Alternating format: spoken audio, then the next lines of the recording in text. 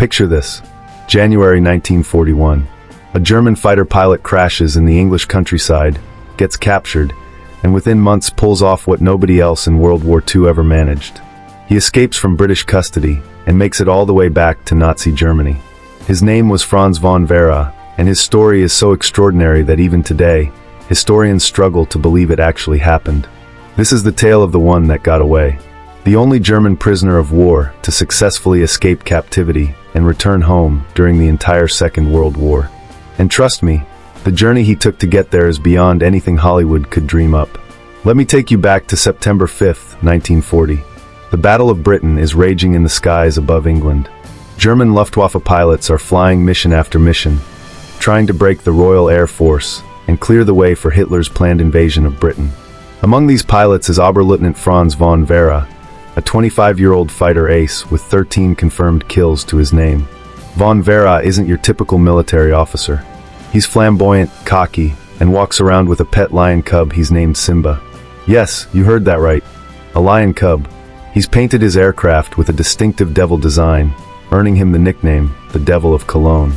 His fellow pilots think he's either brilliant or absolutely insane. Maybe both. On this particular September day, von Werra is flying his Messerschmitt Bf 109 over Kent, escorting German bombers on a raid. The sky is thick with aircraft, contrails streaking across the blue like chalk on a blackboard. British Spitfires and Hurricanes dive and weave through the formations. Machine gun fire rattles. Engines scream. It's absolute chaos up there. Then it happens. Von Werra's aircraft takes hits. Maybe from a Spitfire, maybe from ground fire. Nobody knows for sure. What we do know is that his engines start smoking, sputtering, dying. He's losing altitude fast over enemy territory. For any pilot, this is the nightmare scenario. But von Werra keeps his cool. He's been in tight spots before. He manages to crash land his damaged Messerschmitt in a field near Marden in Kent. The impact is brutal but survivable. He scrambles out of the cockpit, dazed, ears ringing from the crash. British Home Guard soldiers are already rushing toward him across the field. There's nowhere to run. Within minutes, Franz von Werra becomes a prisoner of war. Now, here's where most POW stories would end. Captured pilot sits out the war in a prison camp. But von Werra, he's just getting started. The British transport him to the London Cage, an interrogation center where captured German officers are questioned. The interrogators quickly realize they've got an unusual character on their hands. Von Werra is charming, talkative, and seemingly cooperative. But he's also carefully feeding them a mixture of truth and fiction, trying to figure out how much they already know. After interrogation, he's sent to a POW camp. And this is where von Werra's first escape attempt begins almost immediately. See, under the Geneva Convention, it's actually the duty of a captured officer to try to escape. It's not just accepted, it's expected. And von Werra takes this duty very seriously. His first attempt happens at a camp in the north of England. It's October 1940, just weeks after his capture. The plan is simple but bold. During an exercise period, von Werra and several other German officers overpower a guard, steal his rifle, and make a break for it. They're trying to reach the coast, hoping to steal a boat and somehow make it back to occupied Europe. They don't get far. British soldiers recapture them within hours. But here's the thing about von Werra. Failure doesn't discourage him. It educates him. Every failed attempt teaches him something new about British security procedures, about the geography, about what works and what doesn't. The British authorities realize they've got a problem prisoner, so they move him to a more secure camp. Then another. Then another. Von Werra becomes famous among the POW camp system as an escape artist. But every camp has the same problem. They're on an island. Even if a prisoner escapes the camp itself, where can they go? The English Channel is patrolled. Every port is watched. The British think geography is their ultimate security. They're about to learn they're wrong. In late 1940, the British make a decision that will change everything. They decide to transfer some of their most troublesome German POWs to Canada. The thinking makes sense on paper. Canada is even further from Germany. It's across the Atlantic Ocean. Escape from there would be absolutely impossible. Or so they think. In January 1941, von Werra and a group of other German prisoners are loaded onto a ship bound for Canada. The journey across the Atlantic takes weeks. The prisoners are kept below deck most of the time. The North Atlantic in winter is brutal, all rolling waves and freezing spray. But von Werra's mind is racing. Canada means opportunity. Canada shares a border with the United States, which is still neutral at this point. If he could somehow get to America, he wouldn't be returned to British custody. The international law is clear on this. They arrive in Canada and are transported to a POW camp in Ontario. It's January, and if you've never experienced a Canadian winter, let me tell you, it's absolutely brutal. We're talking 20, 30 degrees below zero. Snow piled high. The kind of cold that can kill an unprepared person in hours. The camp itself is basically a collection of wooden barracks surrounded by barbed wire fences. Guard towers at each corner. Regular patrols. The Canadian guards are professional, but not as experienced with German POWs as their British counterparts. This is important. Von Werra is watching, learning, planning. He befriends other prisoners, carefully selecting those he thinks might be useful for an escape attempt. He studies the guard rotations, the weak points in the fence, the patterns of the patrols. He's gathering intelligence just like he would for a military operation. And he's patient. Von Werra knows that escaping the camp is just step one. The real challenge is surviving in the Canadian wilderness in winter and somehow making it to the American border. It's approximately 50 miles away, but it might as well be 500 given the conditions. On the night of January 21st, 1941, von Werra makes his move. He and 4 other German officers execute their escape plan. They've been loosening boards in one of the barracks, creating a hidden exit point. After lights out, they slip through, crawl under the wire at a spot they've identified where the snow has drifted high enough to provide cover. And just like that, they're out. The temperature is well below zero. They're wearing whatever extra clothes they could scrounge together, but it's not nearly enough. They split up immediately, figuring it gives everyone better odds if the guards have to search in multiple directions. Von Werra heads south, toward what he believes is the direction of the St. Lawrence River and the American border beyond. He's moving through deep snow, through forest, in complete darkness. Every step is exhausting. The cold is so intense it burns his lungs. This is the kind of cold where your eyelashes freeze together if you blink too long. He walks all night. By dawn, he's made maybe 10 miles, and he's absolutely exhausted. He finds a small shed or barn, breaks in, and hides, trying to warm up enough to survive. He knows the Canadians will have search parties out by now. Dogs probably. Soldiers. The manhunt will be massive. He waits until nightfall and sets out again. Another night of brutal walking through the snow and cold. His clothes are inadequate. He has no food. No real idea if he's even heading in the right direction. This is survival at its most desperate. On the second or third day, the details get fuzzy here because von Werra's own accounts were sometimes contradictory. He reaches a railway line. This is crucial. Railway lines lead to civilization, to towns, to the border.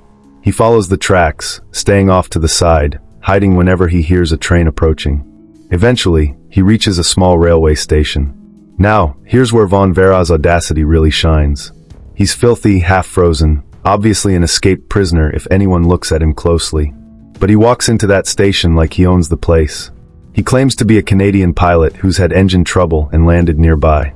His German accent could give him away, but his English is actually pretty good, and he delivers his story with such confidence that people believe him.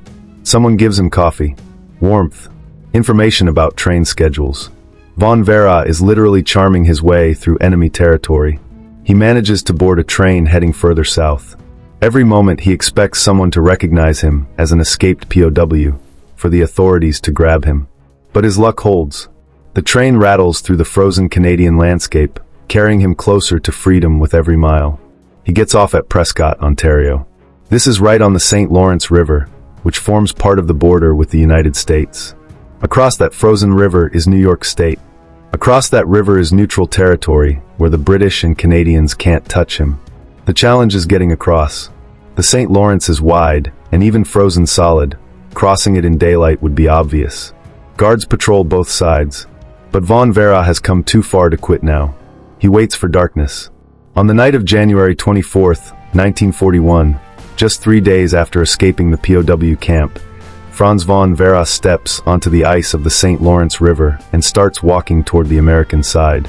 Can you imagine the tension of that moment? Every step on the ice is a risk. Will it hold? Is anyone watching? Are those voices in the distance? The wind howls across the frozen river. Snow stings his face. He keeps walking, one foot in front of the other, the lights of the American side growing slowly closer. And then incredibly, he makes it. He stumbles onto American soil in the town of Ogdensburg, New York. He's hypothermic, exhausted, barely able to stand. But he's done it. He's reached neutral territory. Von Werra immediately turns himself in to American authorities. He identifies himself as a German officer who has escaped from Canadian custody and requests asylum under international law. The Americans are stunned. This just doesn't happen. German POWs don't escape from Canada and show up in New York in the middle of winter. Now, here's where things get complicated politically. The British and Canadian governments are furious. They want Von Werra back immediately. They argue that he's an escaped prisoner and should be returned. But the Americans are bound by international law regarding neutrality. The United States isn't at war with Germany at this point. This is still almost a year before Pearl Harbor. Legal experts debate what to do. Von Werra is detained by the Americans, but not as a prisoner. He's more like a guest in a very strange diplomatic situation. The case goes back and forth for weeks. The British apply massive pressure. They want this embarrassment resolved quickly. But ultimately, the law is on Von Werra's side. He entered the United States as a free man from neutral territory. Yes, he'd escaped from a POW camp, but that happened in Canadian territory, and once he reached America, different rules applied. In April 1941, the American authorities make their decision. Von Werra will be released and deported to Mexico, which maintains diplomatic relations with Germany. From there, he can make his own way home. And that's exactly what happens. Von Werra travels to Mexico, then to South America, and eventually boards a ship back to Germany. He arrives home in late April 1941, approximately 7 months after being shot down over England. The reception in Germany is extraordinary. Von Werra becomes an instant celebrity, a propaganda hero. Here's living proof that German fighting spirit can overcome any obstacle. Goebbels' propaganda ministry goes into overdrive. Von Werra is paraded through Berlin, meets with high-ranking Nazi officials, and is promoted. His story is published in newspapers across Germany. Hitler himself is reportedly fascinated by the tale. Von Werra is awarded the Knight's Cross of the Iron Cross, one of Nazi Germany's highest military honors. He writes a book about his experiences. He gives speeches. He's the man who beat the British at their own game. But here's the thing about Von Werra. He's not interested in being a propaganda puppet. He's a fighter pilot, and he wants to get back in the cockpit. Despite offers to stay in Germany for publicity tours and speeches, he requests reassignment to a combat unit. His request is granted. By October 1941, Von Werra is back on active duty, flying missions on the Eastern Front against the Soviet Union. The war in the East is even more brutal than anything he experienced over Britain. The scale of the conflict is enormous, the casualties staggering. On October 25, 1941, just 6 months after his triumphant return to Germany, Franz von Werra takes off on a routine patrol mission over the Baltic Sea near the coast of Holland. His engine fails. Some reports say it was mechanical failure. Others suggest he might have run out of fuel due to a gauge malfunction. What we know for certain is that his aircraft went down into the cold waters of the sea. Search and rescue operations find no trace of him. No wreckage, no body, nothing. At just 27 years old, Franz von Werra disappears into the same sky that had been his domain. The irony is profound. The man who survived being shot down over enemy territory, who escaped from multiple POW camps, who crossed a frozen river in the dead of winter to reach freedom, who made it all the way back to Germany against impossible odds, died in a simple training accident over friendly territory. His story became legendary. After the war, historians began piecing together exactly what von Werra had accomplished. They realized he was unique. Thousands of Allied POWs escaped from German camps during the war. Some made it home. But von Werra remains the only German POW to successfully escape British custody and return to Germany during World War II. Think about that for a moment. Out of hundreds of thousands of German soldiers captured by the Allies, only one made it home. The statistics are staggering when you consider how many attempts were made. German prisoners tried escaping from camps across Britain, Canada, the United States, even as far as Australia. But the distances were too great, the security too tight, the geography too challenging. Von Werra succeeded because of a perfect storm of factors. His timing was right, reaching Canada just as security procedures were still being established there. His target was right, exploiting the Canadian-American border and neutral American laws. His personality was right, combining audacity with charm and quick thinking. And yes, he had luck. Without luck, none of the other factors would have mattered. His story inspired books and films. In 1957, a British film called The One That Got Away told his story, based on the book of the same name by Kendall Burt and James Leeser. The film portrayed von Werra as a complex character, neither pure hero nor villain, but a man driven by duty and an unbreakable will to return home. What makes von Werra's story particularly interesting from a historical perspective is what it reveals about the nature of prisoner of war camps during World War II. The Geneva Convention, which both sides mostly respected at least regarding Western Allied and German prisoners, created this strange dynamic where escape attempts were almost like a game with rules. Officers were expected to try to escape. It was considered honorable.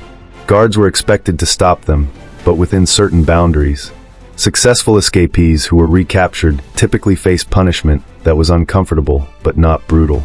Usually solitary confinement for a period, reduced rations, loss of privileges, but not execution, not torture. This created an environment where men like von Werra could repeatedly attempt escape without facing ultimate consequences. It was psychological warfare, a constant battle of wits between prisoners and guards. The prisoners tried to probe weaknesses, to gather intelligence, to plan increasingly elaborate escape schemes. The guards tried to anticipate and counter these plans. Von Werra's multiple escape attempts in Britain showed this dynamic perfectly. Each time he was recaptured, he learned something new. Each time, the British moved him to a supposedly more secure location. But they never broke his will to keep trying. The decision to send him to Canada, which seemed so logical to British authorities, turned out to be their critical mistake. They underestimated the proximity of the American border and the complications of international law that proximity created. From an American military history perspective, von Werra's story intersects with United States involvement in World War II in a fascinating way. In January 1941, when von Werra reached American soil, the United States was technically neutral, but increasingly aligned with Britain. The Lend-Lease program was being debated. American public opinion was slowly shifting toward intervention. Von Werra's case created a diplomatic headache for the Roosevelt administration. On one hand, there was strong desire to help Britain, which included returning escaped German POWs. On the other hand, there were legal and political constraints. American neutrality laws had to be respected. The large German-American population was watching how this case was handled. The State Department's decision to release von Werra rather than return him to Canadian custody was legally correct, but politically controversial. British officials were furious. They saw it as American unwillingness to fully commit to the Allied cause. Some American isolationists, meanwhile, held up the case as proof that America should stay out of Europe's war entirely.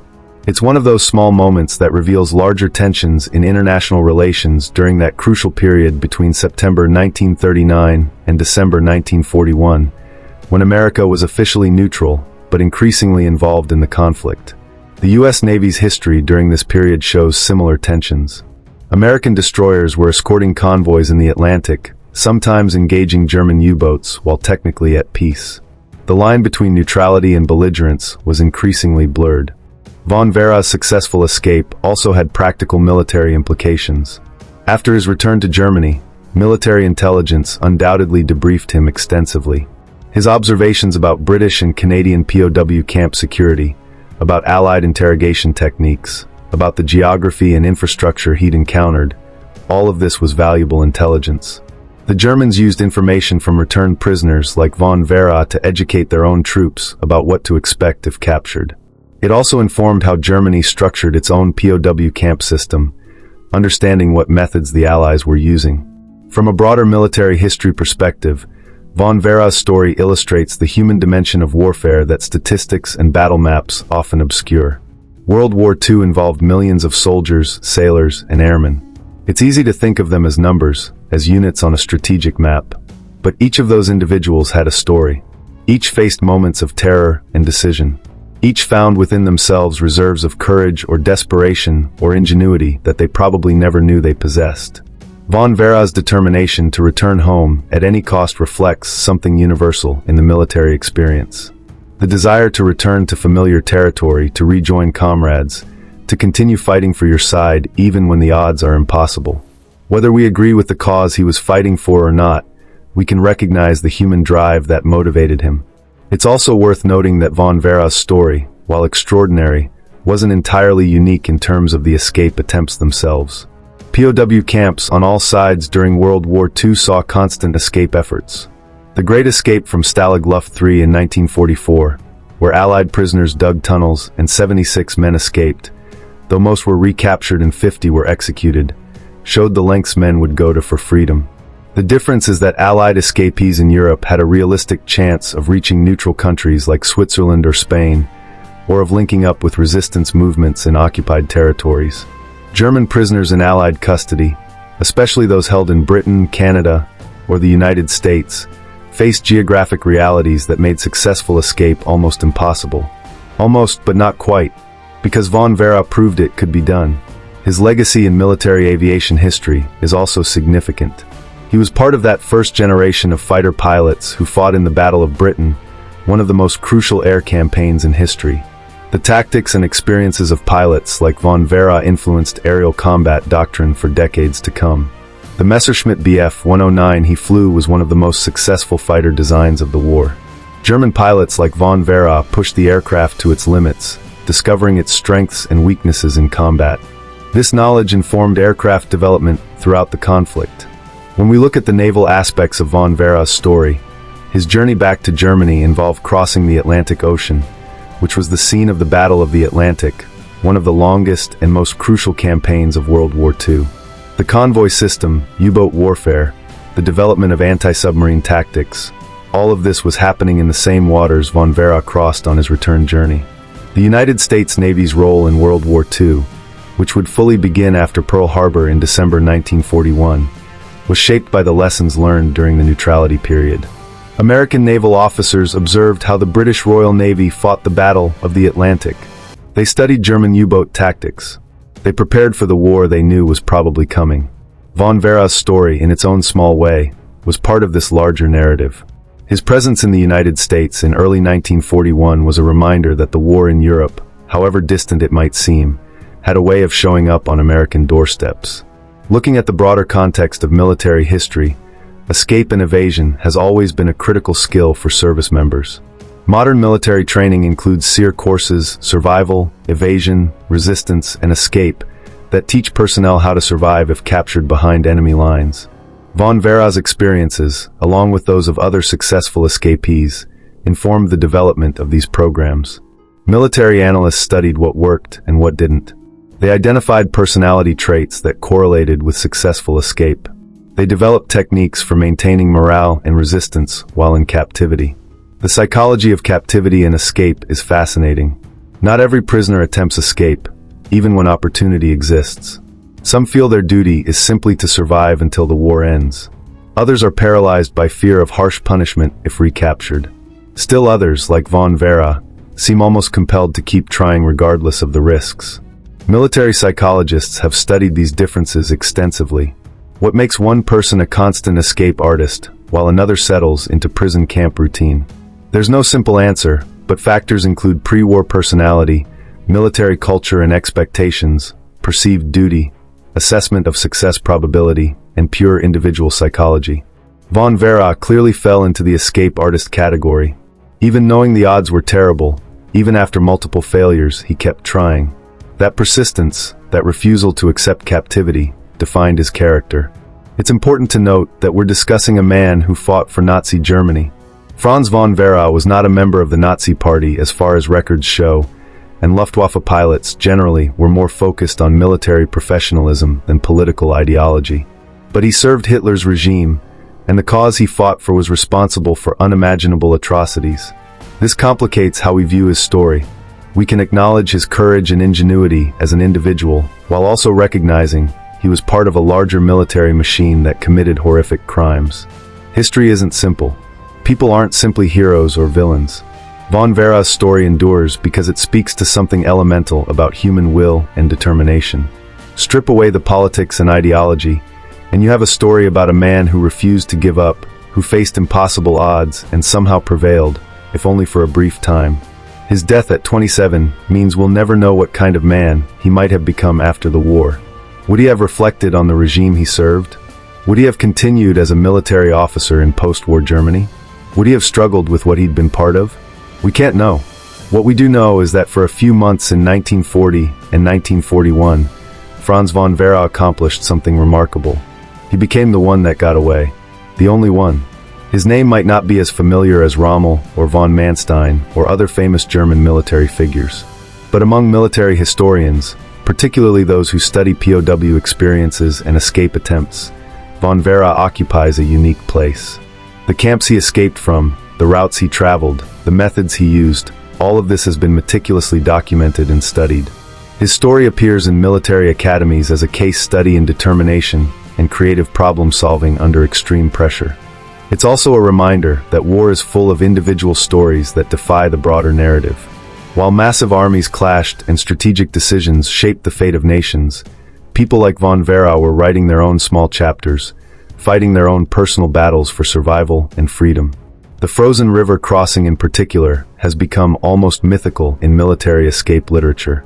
The image of a lone man walking across the ice in darkness, leaving one nation behind and approaching another, carrying nothing but his will to be free. It's powerful imagery that transcends the specific details of World War II. In the decades since the war, as records have been declassified and historians have had access to documents from all sides, von Werra's story has been verified and re-verified. Every detail has been checked against POW camp records, border crossing reports, American immigration documents, German military records. And it all holds up. As incredible as it sounds, it actually happened just the way it's been told. For those interested in United States military history, von Werra's brief time on American soil represents a fascinating footnote to the larger story of American involvement in World War II. It shows the complexity of neutrality, the challenges of international law, and the sometimes awkward position America found itself in during 1941. The U.S. Armed Forces were rapidly expanding during this period. The draft had been instituted. Training camps were springing up across the country. The Navy was building ships at an unprecedented rate. America was preparing for war even while officially at peace. Into this situation stumbles a German fighter pilot who's just escaped across a frozen river. The symbolism is almost too perfect. Europe's war literally walking into America's backyard, forcing decisions, creating complications, making neutrality increasingly untenable. Within months of von Werra's deportation, the United States would be fully committed to the war. The question wasn't if anymore, but when. Pearl Harbor simply made the decision explicit. The U.S. Navy's role in defeating Germany would prove crucial. American industrial capacity, American resources, American personnel would tip the balance in the Atlantic and eventually enable the invasion of Europe. None of this was certain in January 1941, but it was coming. Von Werra missed seeing how the war ended. He died before America entered the conflict, before D-Day, before the full horror of the Holocaust was revealed, before Berlin fell. His war ended in 1941, incomplete, his story cut short, but the escape he accomplished remains. It stands as a testament to what one determined individual can achieve against overwhelming odds. It reminds us that even in the midst of massive global conflict, individual actions matter, individual stories have power. Military historians will continue studying von Werra's escape for as long as people are interested in World War II. It's simply too remarkable a story to fade away. The only German POW to escape back to Germany. The one that got away. Every detail of his journey, from the crash in Kent to the frozen river crossing to his tragic final flight, has been preserved. His story has been told and retold. And each time, it reminds us of the incredible things human beings are capable of when pushed to their limits. In the end, Franz von Werra's legacy isn't about politics or ideology. It's about the indomitable human spirit, about refusing to accept defeat, about finding a way when no way seems possible. Those are universal values that transcend any particular conflict or cause. So the next time you think something is impossible, remember the German pilot who crashed in England, escaped from multiple POW camps, crossed a frozen river in the dead of winter, navigated international law, and made it all the way home. Remember Franz von Werra, the one that got away.